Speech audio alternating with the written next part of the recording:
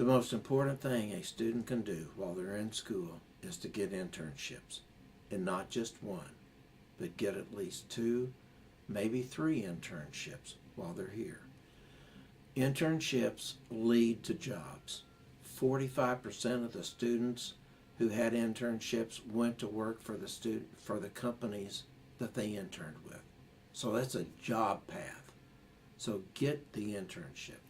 Employers are more concerned about your experience than about your grade point average. They want to see, are you going to be able to work and make a contribution to the company or to the organization if you go to work for a nonprofit, for instance? Are you going to be able to make a contribution to the organization? How much training am I going to have to do? Am I going to have to look over your shoulder and tell you what to do on every little thing? Are you going to be able to go do your job, get things done, help the organization grow?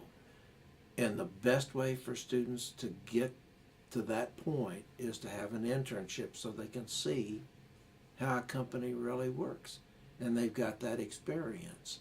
Because then when they do go to work for another company, they can say, I've worked and I understand what the workplace is like. So the number one thing every student needs to focus on is getting that internship. And it used to be one internship would be enough. Not anymore. Most employers are looking for 2 or 3 internships. They want to see that you've done a variety of things. So get the internships. The other thing that a student needs to do is focus on the ability to have a good resume and have good interview skills, because it's always going to be a one-on-one. The resume is going to get you in the door. If they like what they see when they read about you, they will invite you in for the interview. Your resume has got to show things that you've accomplished. It's not a job description. You can't say, like, I was responsible for boxing up a package to go to someplace. You've got to say, I was responsible for boxing 47 boxes in a 24-hour period.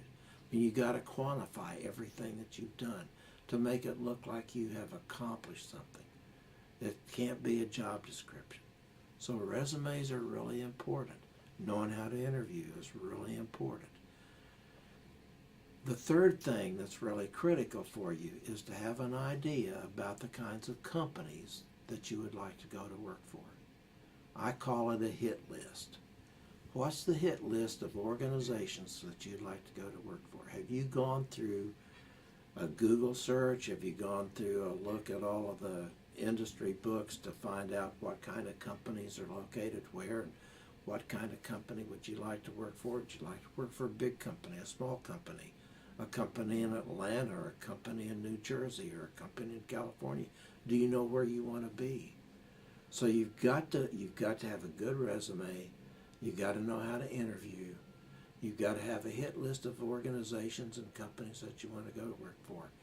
And the best thing going for you is going to be internships. That's absolutely critical.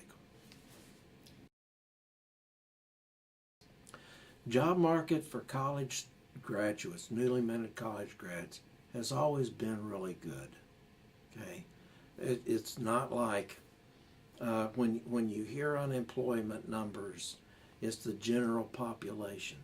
But if you did a survey, or if you did an estimate of employment for newly minted college grads, that'd be students who graduated and have been out less than a year. Job market for that has always been good. This next spring, in the spring of 2015, the estimates are it'll be up about 8.5% over last year. So there's even more jobs available for college grads. The big issue for you guys is you've got to get in the game early. You can't wait until April and say, well, I think I better start looking for a job, because companies have already made their hires back in November and January. So you've got to get in the process really early in the game to have employers look at you. The longer you wait before you start doing active job search, the harder it's going to be to get a job when you graduate. And if you do wait, it may be 2, 3, or 4 months before you have a job.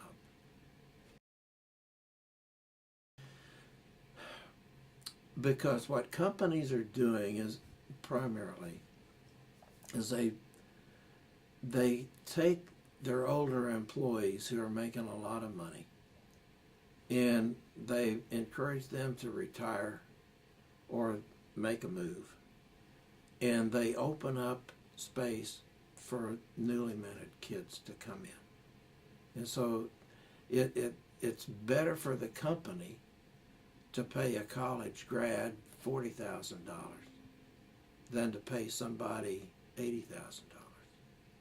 And if they can find the kids that got experience and want to do their job, then that's what they'll hire. What employers are telling us is they really are looking for experience, and can a student do the job that they want them to do.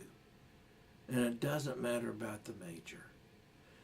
Professional majors like accounting or like engineering or law, I mean, those kinds of majors are always going to be higher paid and in demand.